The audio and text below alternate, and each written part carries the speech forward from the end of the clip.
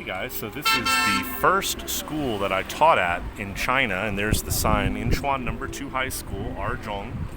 I was a history, English, literature, geography, and even a calculus teacher, if you can believe that.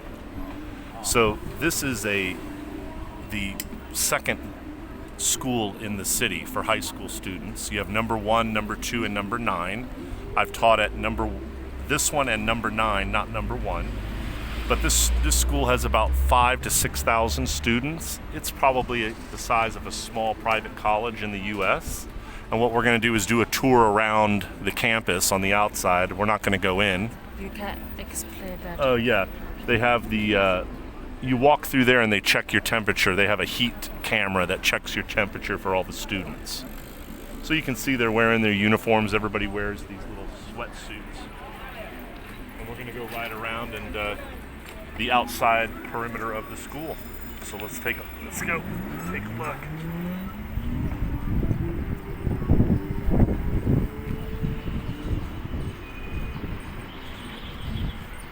So I was here for 2 years, okay?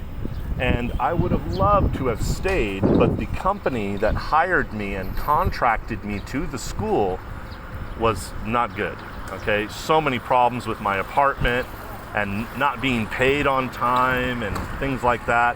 And so I ended up telling them, look, if you don't pay me for my they owed me money for my first year, and they wanted me to sign a third year, and I just refused. So that's how I ended up leaving.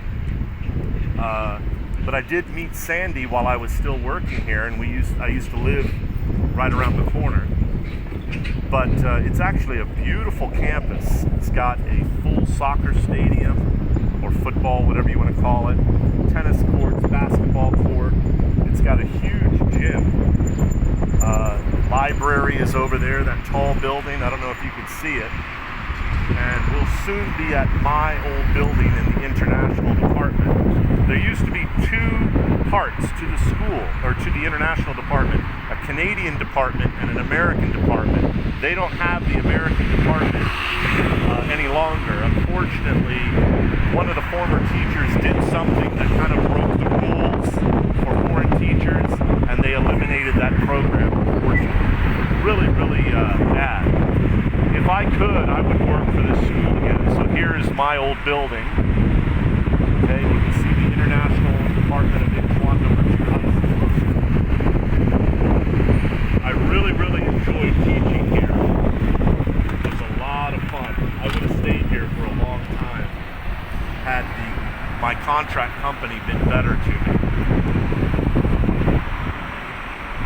Yeah, my office was right up there on the 4th floor, right through that window there. Yep. Now these are new. It looks like they're building new dorms. I guess they're planning on expanding. A lot of students, not all, will live in the dorms and stay here, and then Friday afternoon after class they go home to visit their parents. So I had a few students who lived in these old dorms, and these look like new ones that are being built. They've been working on that for 2.5 years, those new dorms.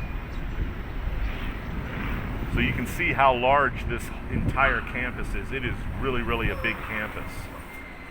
And it's about 6:30 p.m. and all the kids are just leaving school now. So we'll go around.